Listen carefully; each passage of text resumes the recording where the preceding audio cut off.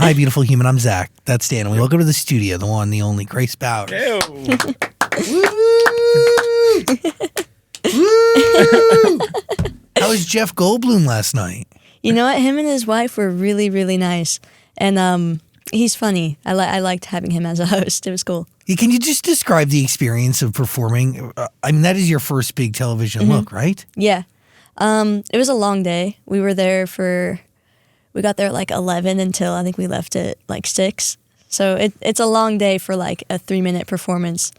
But it was the best staff I've ever worked with. Like the people on stage were super helpful and nice.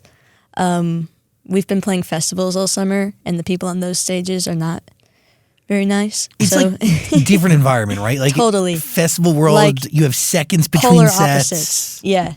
So it was a nice change of pace for us. And then we got 2 takes to do our song, so that was also really nice. Live audience was cool too. I didn't know that they did that. So yeah, it was just a really cool experience. What do we learn from doing our first TV appearance? I learned that you have to shorten your songs or else it won't work. Okay, so let's tie that into artistic integrity, because I've noticed that, right? Like on the album, songs are variety of lengths, and they could be over 5 minutes, some records. Yeah. Well, when we play live, all of our songs are like 10 minutes long, 10 minutes or more. So we had 3 minutes and 30 seconds, and we all had to figure out like how do we cut this song, but like keep like the spirit of it still there. When you're doing long songs for your festival sets, you're doing that because you're jamming around it, right? Yeah. Can you explain to me like how that actually works? Because it kind of starts with you, right? Whereas like a lot of times like the drummer kind of leads it, but you're the band leader. Yeah, well, it's also like it's all improv. We don't use in-ears. We don't play the tracks ever. So, I mean, like our entire set, like we won't play a song the same way twice because it's always going to be different. And that's what I love about like playing festivals, because you have the freedom to do that. And especially playing like club shows where you get like 2 hours. We can jam on a song for 20 to 30 minutes if we wanted to. How do you know when you get into a record? Like, can you like, because it has to be like this unspoken language between you and the rest of the band, right? Yeah, it's lots of eye contact, and saying words without actually saying them, and just like we've been on the road all summer, so we've developed like a pretty deep musical connection, and I can give the drummer a look, and he knows what I mean, even if I don't say anything out loud. How'd you realize, or like, was there a moment where you locked that language in for the first time? Yeah, I think it definitely took like a couple of shows to like kind of get to that place, but it didn't take too long. I have a band full of like insane musicians, so it wasn't hard. How'd you find the singer? Her name is AC, and we met at a summer camp 3 years ago when I first moved to Nashville. I had no friends, and my mom made me do this rock band summer camp, and it was at her high school, and she was there too. And I think we played a song together and kind of stayed in touch. And then like a year ago, I asked her to play a show with me, and we've been doing it ever since. Can you describe the dynamics of like creating a band around being a guitarist and not a lead vocalist? Yeah, it's definitely different. It's a different dynamic than normal bands have, but it's cool because like it's my band, but I also want to highlight everyone else. Like everyone else will get their moment to shine. It's not, I'm a guitar player, but the music we're playing isn't centered around just guitar, because I think that's boring, and I hate guitar music like that's just centered around that.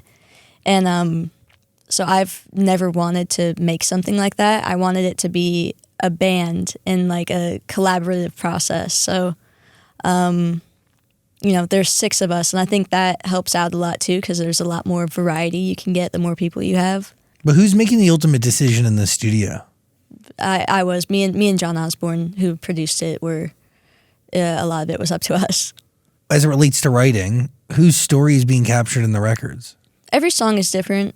A lot of the songs, like almost all of them, were written with me and my singer like sitting on my bedroom floor late at night, just riffing around. And then lots of co-writes too. Like I wrote one with John and his wife Lucy. So they're all different. Some of them like I wrote more lyrics on, and then some of them my singer wrote more. So it's lots of variety there. Where does the name of the album come from? Wine on Venus. That came from my Nana, who passed away last year. And we went back to California. I'm from California, and we went back for Christmas this year. And it was our first time being there without her at the table. And everyone was telling stories about her. And my uncle told me that before she died, she told him that she'd be drinking wine on Venus because it was the brightest star. And I thought that was really cool. And I hung on to it, and we got back. And I was riding with Ben Chapman and Meg McCree in Nashville. And I told them the story, and we knocked that song out in like 2 hours. It just kind of flowed out. Are you going into sessions like strapped with what? Like, are you going in with lyric ideas, titles? Are you going in with riffs? Like, how does it work for you? It depends. It can be any of those things, really. Usually for me, since I'm a guitar player, it's a riff. But yeah, like anything can inspire a song. So sometimes it does start with like a name or a lyric. Can you explain to me the process of like creating a riff from nothing? For me personally, a lot of it's like if I'm sitting at home, there's a guitar in my hands. Like it's just I can't be without it. So I'm always like riffing on it and making new stuff. But do you see it? Do you hear it? Like what? Yeah, what is it? Sometimes I'll like have something in my head, and then I'll get it out on the guitar. But a lot of times, like it's just from me messing around, and then I play something cool. And I have like a photo album on my phone with over 300 riff ideas on it. Really? So that's how I save them. Yeah. Oh, sick. So will you just pick one to go into the session with? Will you just take the most recent? Sometimes. Usually if I don't really like schedule sessions. It's more like I have an idea and then I call someone right then and there, like, can we write like right now while I have this idea? That's usually how it goes. But if I do have like a writing session scheduled, I'll probably like go through that album and pick one. How does the riff determine the type of story you're telling in the lyrics? I'd say the tone of it plays like a big part in that. And especially when me and my singer write, like she's pretty good at picking up like what I'm trying to say on guitar and then translate it into a melody or lyrics. Really? Mm-hmm. That's pretty cool. Yeah, we have a cool kind of flow together. So like you'll just feel something or go through something and then the way you express it is just through a guitar. Yeah. Sick. How'd you first meet John Osbourne? We met at the Grand Ole Opry at an after party. I think it was like 2 years ago. And then I got this idea to make a record last year and was looking at a lot of different producers. And, you know, they were all great, but the moment I sat down with John and we talked about it, I like made my decision like on that day that I just felt like he understood it the best. What was it like the first day you got in with him? Because I feel like that could be pretty awkward the first time you get into a studio with someone. Yeah, we had a week to record this record, so the first day we didn't record anything. It was just like getting sounds and like getting used to the studio. And honestly, he made it so easy for us, like because that like that can be very nerve-wracking. Mm-hmm. And I didn't feel that way once just because he was there. I knew it was going to be okay. That like you have to be able to like feel safe or to be vulnerable. For sure, yeah. You can't create without being vulnerable. Yeah. Like you have to fuck up. There are lots of fuck ups. Yeah, you pitch bad ideas. Like it's just the way the process works. For sure. How do you know something's done? Especially something that is so heavily reliant on just like jamming in the studio, right? Like that has to be a huge part of this process. Yeah, that's actually what was really hard about like taking a live performance like what we usually do and trying to bring it into the studio, because we had to cut a lot of things out. And, you know, we played a lot of it live while we were tracking, and it was like kind of hard because we didn't have an audience to riff off of. So yeah, it was definitely like a different energy than what we do live, and I think we captured it pretty well. But yeah, it was, for me at least, like I struggled with that a lot. When you're playing live, are you ever like, does the music ever stop? Occasionally, like we'll have breaks to like introduce the band or something like that. Because like you try to have cohesion on the album, right? Where you listen from one record and it flows right into the other. Yeah, the way we recorded it, because it was like, I was super inspired at the time when we were recording it by like old 60s and 70s like funk and soul records. So, and like because back then people only recorded it and they only had vinyl. So it was made to be listened top to bottom. And I really wanted to do something like that. I was especially inspired by Santana's first album because all those songs, like you listen to it top to bottom, they all run into each other. And I feel like less and less people are doing that because when you're streaming, you can just skip around to whatever song you want, which is cool. Like I do that all the time. But I do think there's something special about like listening to a record the way that the performer intended. 100%. Because it really tells a story, you know what I mean? And like the sonics and the flow of it is a big part of the story that's being told. It's pretty cool. By the way, you can listen to all of Grace's music. It's waiting for you on Amazon Music. One of the songs that's making playlists is Maddam President. Mm-hmm. Pretty cool. That song's, I feel like we predicted the future with that song. We wrote it months ago with Maggie Rose. And yeah, it was great timing. Where are you at when you write that record? Is it dreaming of a day or what is it? Yeah. The initial idea was like when we were writing lyrics, it was about like what do we want to see change that hasn't changed. So, you know, it's called Maddam President, but really that's just one line of the song. The other issues that we were talking about were like not being able to afford a house by the time you're 20 because that's very hard to do nowadays. And then also like homelessness was mentioned in the song. So it was about a lot of different issues, but I feel like Maddam President was like a standout line in that. So we named the song that.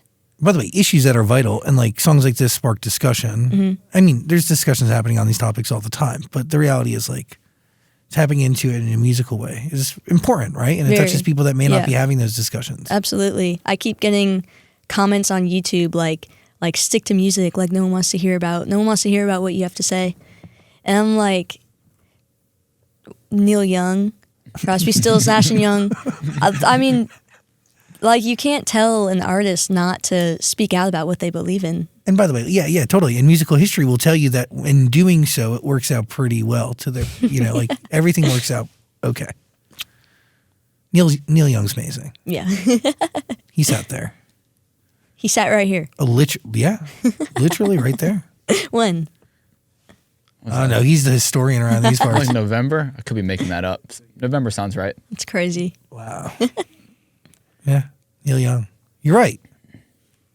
By the way, musical voices are vital to the process of shaping change. Mm-hmm. Music has been like a part of rock and roll in specific has been a huge part of like revolutions that would go on to change America for the better. Yeah. Shout out Jimmy Carter, one of the first presidents to ever use music as a vehicle to bring people together, get people to vote, and then take on the office of president. You start off the album with one node tag. What does that mean? The second track is Get On Now.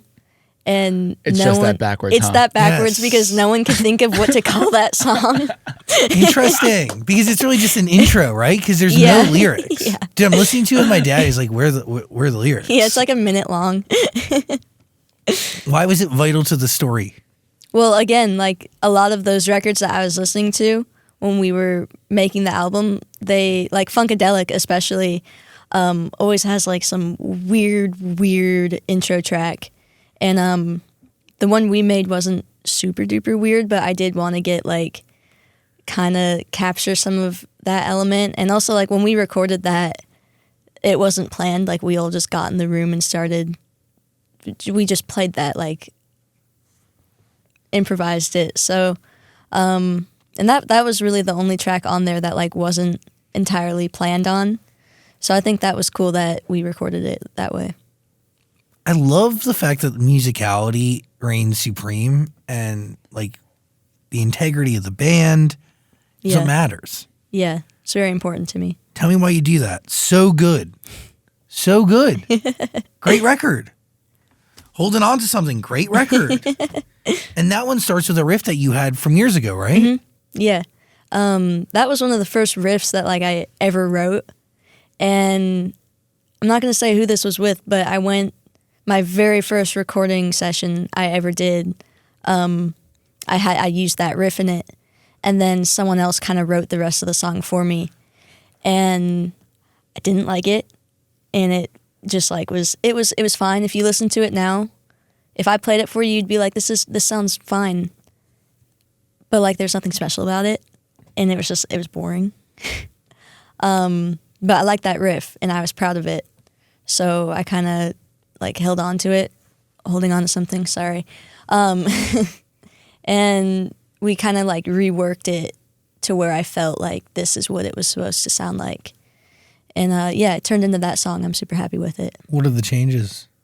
We pretty much reworked the entire song except for the riff.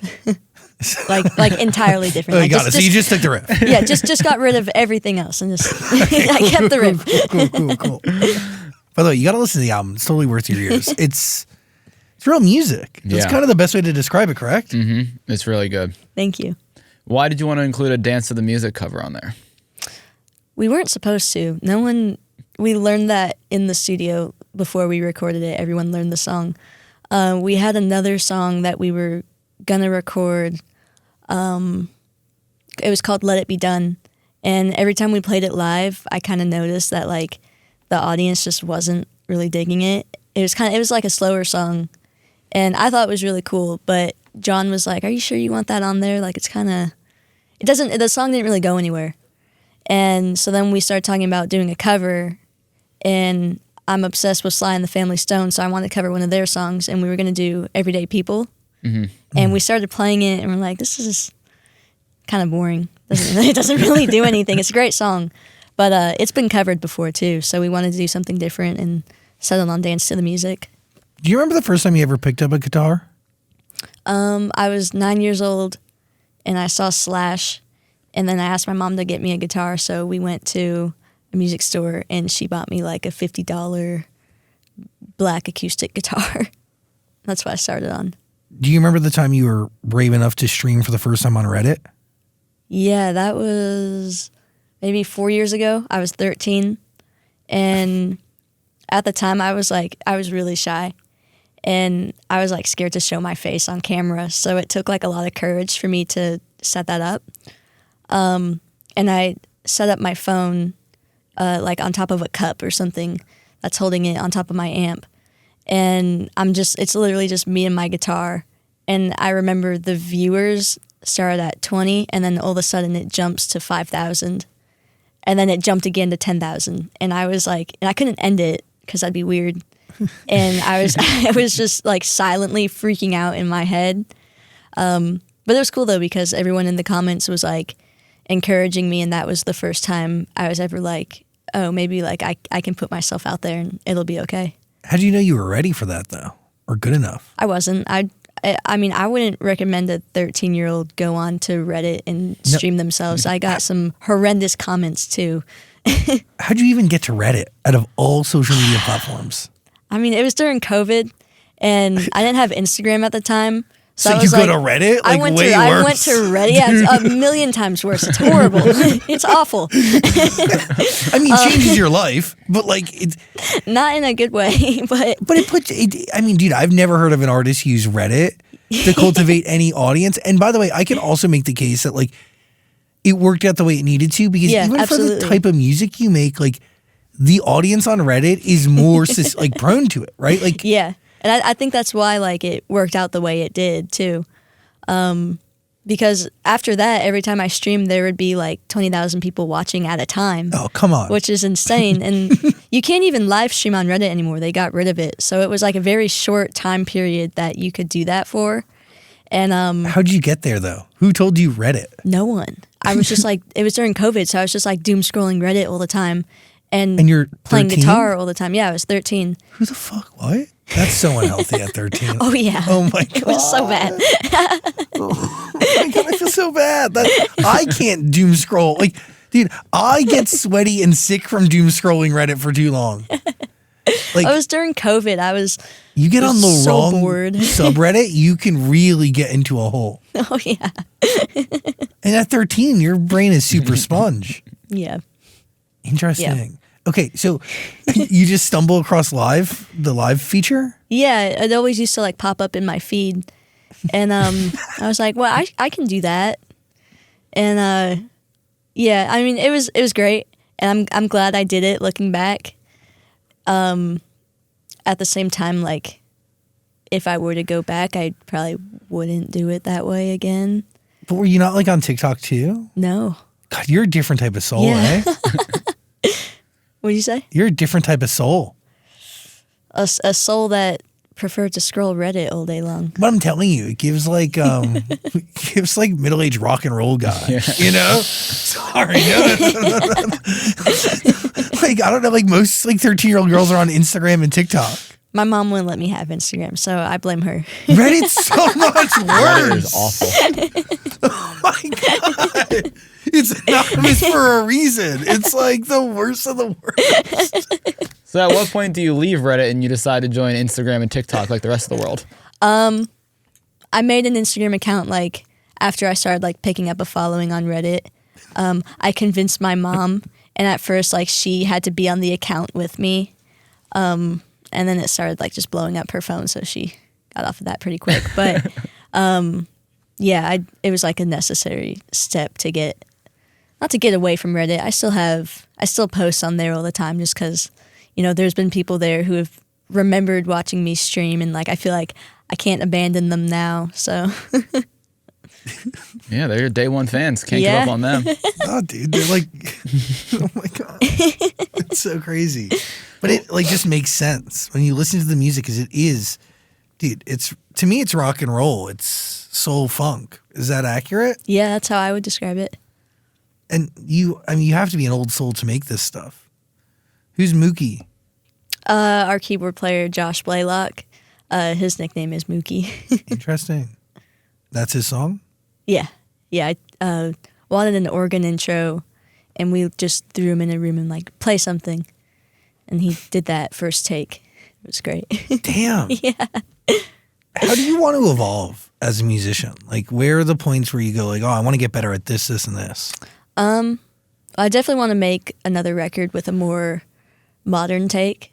I feel like the record we just put out is very much so like a throwback to other artists, which in its own way it's unique too, which I like about it. But I can see it like going in a different direction and having more of like a modern sound to it. A lot of it's just song structure, Yeah. right? I'd say more so the production is what like determines. I mean, yes, the way the song is written definitely changes the sound a lot. Like there's definitely new ways people are doing it now versus like what they would do back then in terms of like approach. But I think like a lot of the like, does this sound old or new, comes from the production. But some things could sound nostalgic but feel present, right? For sure, yeah. Harry Styles is like one Yeah. of like many, many examples. And by the way, song structure is pop, but like production is not. Yeah, totally. And I think pop is like, should I get on the soapbox? Sure. Dude, I believe pop music is not really a genre. It's a collection of different genres that make up different sounds. So it's really just what is popular of the moment, you know? And then I think like you have waves, right? Where Yeah. like pop is electronic, pop is majority songwriter folk music, what have you. But it should be a collection of a bunch of things, not defined by one thing. But I do think song structure is kind of the through line, right? Yeah, This ability to Would agree. sing back what the fuck is being played at you. for sure, yeah. But however it's dressed sonically, I just don't want like people to get, like, you make live music great. You know what I mean? Don't ever, I don't know, like it's so good. Not many people do that. Not many people are like doing things in one take. Do you get what I'm saying? Yeah. That's fucking cool. And you can make that pop music. Thank you. You gotta listen to it. It's waiting for you. Link below. Grace Bauer's only 18 though, but you're not considered a prodigy, right? I wouldn't consider myself a prodigy. If you heard me when I first started playing, I sounded horrible. There's a difference between a prodigy and a savant. But a prodigy is somebody, I guess, you just pick something up and then just does it really well. Yeah. But you grew. Like, this is a muscle that you're still building. Oh, yeah. I mean, hours and hours and hours of practice, and I still have stuff to learn. People call me a prodigy a lot, and it's like, it's not true. How do you play the guitar genuinely? Because you have a technique where you will use a certain sort of pick, right? But then some things you just use with your fingers? Yeah, actually, been holding on to one right here. Yeah, when I'm picking, I'll usually do it with these two fingers and my thumb. Let's say I'm taking a solo, I'll always start the solo finger picking because I want to build it. And playing with my fingers gets me a softer, like, more nuanced, quieter tone. And then because taking a solo for me is like telling a story. So it needs to have a start and an end. So as I'm building the solo and it gets louder and I'm kind of like digging into the strings more, that's when I'll bring out the pick because it get like two totally different tones. So when I'm playing with the pick, like I'm really digging in and it's louder. So you'll switch mid-song? Oh yeah, like sometimes I'll play one note with a pick and then the next note's without a pick and I don't even realize I'm doing it. How do you know in the room? Like when you're crafting the song from the very beginning, because like that's when you're setting the tone for the sound, right? Yeah. So that's just like entirely a feel thing because again, like it's all improv, so it's gonna go wherever I want it to go, and then the band's gonna follow right behind me. Do you black out? Like what do you like? Are you aware of where you want to go next? Like what's the vibe? Yeah, it's not like an out of body thing. Like I'm definitely like in my head about it, very aware, and I'm like hearing. It's like sometimes I even hear like what line I'm going to play next before I play it. Do you want to get to a place where you can just kind of black out and go? Or do you want to be aware? I don't know. I've never had that feeling before. I don't know. I like being able to like consciously think about it while I'm playing. But also like sometimes like that's a bad thing because sometimes I'll get in my head and be like, this sounds horrible in my head. So instead of seeing where it could go. Yeah. And when I get like that and I start like getting down on myself while I'm playing, that's usually when I'll like take the worst solos ever because I'm not in it at that point. I'm just criticizing myself. Have you figured out how to balance that out or keep that away? No, that's like my biggest problem right now. Yeah. I totally understand that. Yeah. It's so crazy. Like, do you think you've logged 10,000 hours playing guitar? Maybe. I hope so. You could be close. Started at 9, right? And you're 18? Yeah. Maybe. I'm not good at math. I would have no idea. I don't know either. I feel like there's going to become a point where you just like don't even think about it. You just do it. I hope so. And you feel it. Yeah. It's true. Like I think like you got to keep doing something over and over and over again for that moment to kind of cross over and then for sure. Subconscious competence to take over. Yeah. Can you read music? No. I took a class I did Berkeley for 5 weeks, and I had to take a music reading class, and I got a 0% in it, like just straight up failed. So no, I cannot read music. You didn't learn how to read music on YouTube?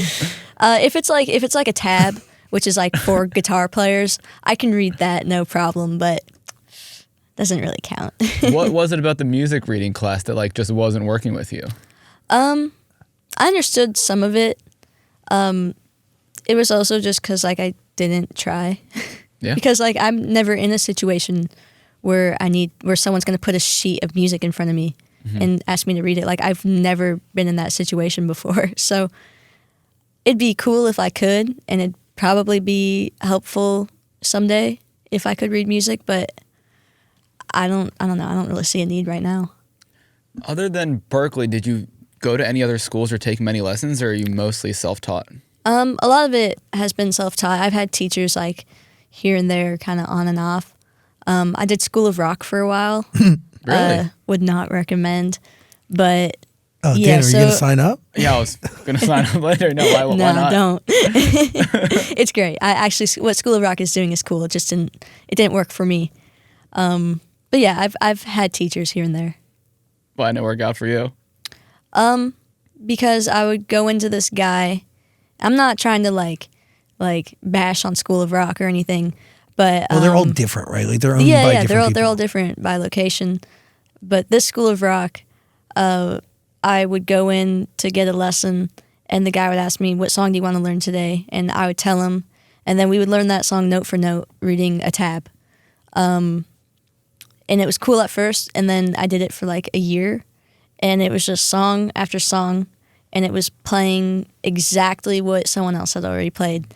And I couldn't like express it in words, but like I wasn't having fun and like kind of like stopped playing guitar for a bit because I didn't know there's anything else you could do on it because I wasn't around music and I don't come from a musical family, so no one told me like, hey, you don't have to play what someone has already played.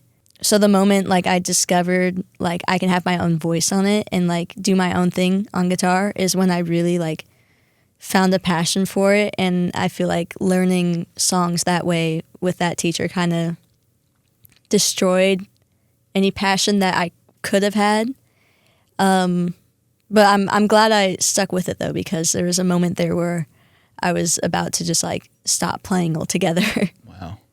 What pushed you to try to figure out that you can like do your own thing with it? It was right when COVID started. I was sitting in my mom's car, flipping through radio stations, and I heard B.B. King, and he was playing "Sweet Little Angel," which is a song off of his very first album. And before I heard this, I was super into hair metal, like really, really cheesy hair metal. Hadn't heard anything else because that's all I listened to. So B.B. King starts this song out. He plays like 5 notes, and those 5 notes said more than any of these like metal shredders could ever wish they could say. And it was like so striking because I had never heard something like that before. And so I went home and I started learning his solos note for note. And then eventually like I kind of figured out like, because blues music is like entirely like improv based, and that's kind of where I got my start, like being able to play my own stuff. Because there is something like learning somebody else's things, so then you can at least understand the foundation of figuring it out it's yourself. super useful. Like I still will sometimes hear someone play something and go back and learn what they played just so I can incorporate it into my own playing. But like there has to be a line between like copying and like taking inspiration from something. What was it like preparing to perform with Dolly Parton? That was so bizarre. That was it was a pet gala. So it was like think of the Met Gala, but with dogs. And like so it was like a TV set, right? And so it's small. There's like maybe 50 chairs to be filled. And half the chairs are people, and then the other half are dogs in their own chairs, including my dog. I got to bring my dog with me that day.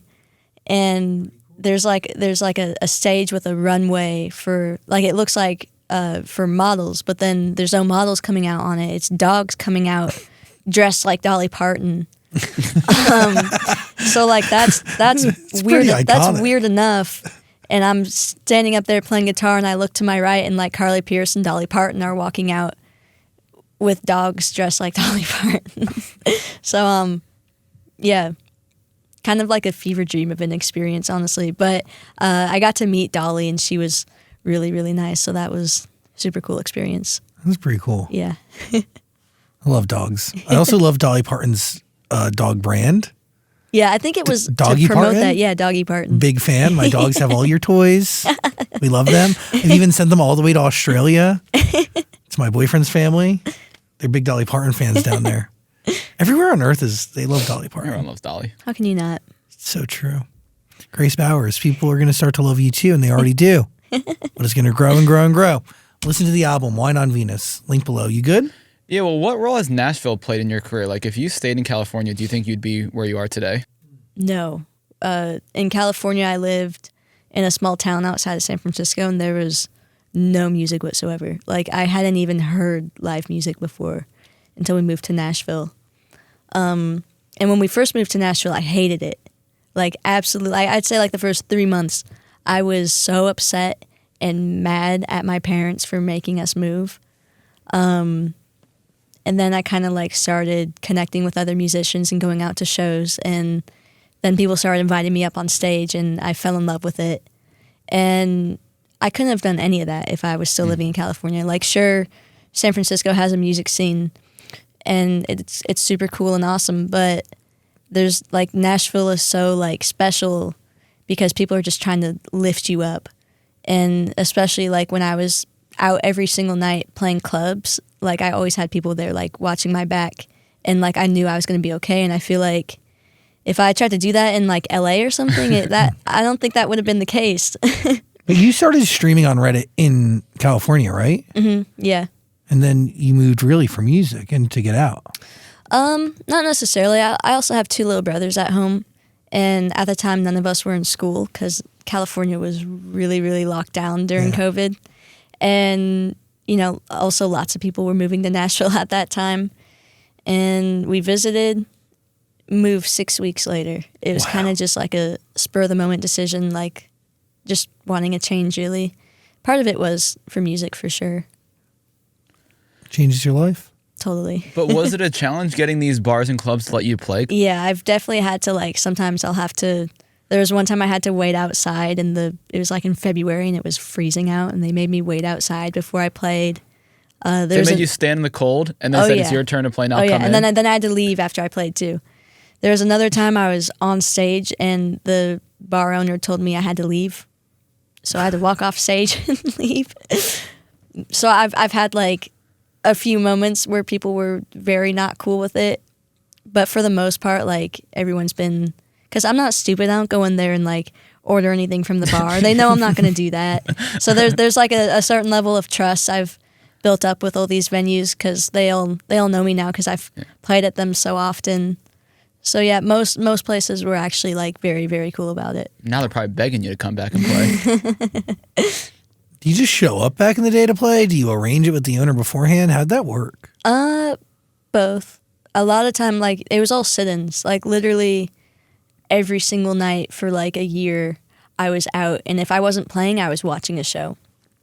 And it was it was a hustle, really, just meeting people and making connections like that. But most of the time when I was playing, people would ask me to sit in. And that's just play with them, right? Yeah, I would get up for a song or two.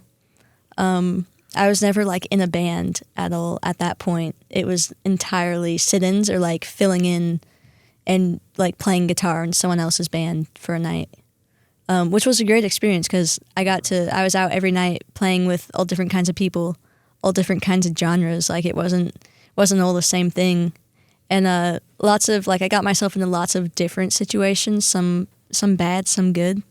So it was definitely a very big learning curve right there. A part of that's required to become a great performer. No, absolutely. I'm glad that I did that. Looking back, there are some things that I should not have done, and there are some people I definitely should have said no to. But looking back, I said yes to everything. The word no never left my mouth. But looking back, I'm glad I did it that way because I got all these experiences, and now I know what not to do and what I should be doing. So it worked out in a way. It's true. And really, in order to be a superstar, you got to have beers thrown at you. Yeah, at least for sure. once or twice. Yeah. It's kind of a part of the process. 2 questions. One, what was it like playing the Opry? Sick. That was crazy. The first show I ever saw in Nashville was at the Opry, and ever since then, it'd been top of my bucket list to play it. And I got to do it on my 18th birthday That's too. So cool. So it was really cool, getting to step into the circle, especially, and looking out into the crowd. We had lots of friends and family there. So cool moment. And then moving forward, would you play guitar on other people's albums? Because randomly you'll see John Mayer jump on someone's song just to play guitar. Is that something you'd want to do moving forward? It depends on who's asking me. I used to do quite a bit of session work for people, and I don't love it. I don't love being being told to go sit in this box. We're gonna put headphones on and you're gonna record over someone else's song. I don't love that. But at the same time, if someone like John Mayer asked me to do it, I'd be yeah, of course I would. But also the way John Mayer does it is somebody just sends John Mayer a record and then he does it on his time. Yeah, he does whatever the fuck he does. That definitely makes it a lot easier too. We've had so many people in recently that have had John Mayer on their records. Yeah. There was actually one. Who? We can't, it's not out yet. We can't say who it was. Yeah, it's John Mayer playing, but you're the same way. People want that Grace Bauer touch. If there's going to be guitar on the song, you want it to be Grace Bauer's. I hope so. Manifest it. Touch the log. It's a manifestation log. Touch the what? It's a log, a piece of wood. That's right there. It's a good luck piece of wood. Oh, you got a bright future now. Is this wood lucky? Yeah. You have no idea. No, dude, somebody sat there before and made a joke about dating Chris Hemsworth and then ended up dating Chris Hemsworth. I swear to Christ. Who else? There's been a lot Oh my God, Peter McPolin and Emma Chamberlain? That's crazy. They're dating because of that piece of wood. I swear to Christ. What else? I can't. I would have to write a list. I can't remember. Honestly, we can have like a whole book on like what that piece of wood that I got from the Melrose Trading Post 7 years ago, how it's changed and shaped culture for a whole generation. I would read that book. It's real. Or maybe a TikTok series. Maybe a book's too. Yeah, I don't know about that selling many copies. Not a New York Times bestseller. Shit. Maybe it's like one of them series where the guy's like holding the little mic and it's like a green screen. Carlos, can you do that for us? Thank you. Cool. You should listen to Grace Bowers. All of her music's waiting for you. Wine on Venus is the album. Listen. I think we covered a lot here. I think we covered it. Yeah. You're really gifted. Please keep coming back as you release albums. We're always here. Yeah, thank you guys. I appreciate the time. Sis, you're a superstar. Yeah, keep on going. And listen, your ears deserve it. Wine on Venus. Link below. Grace Bowers, everybody.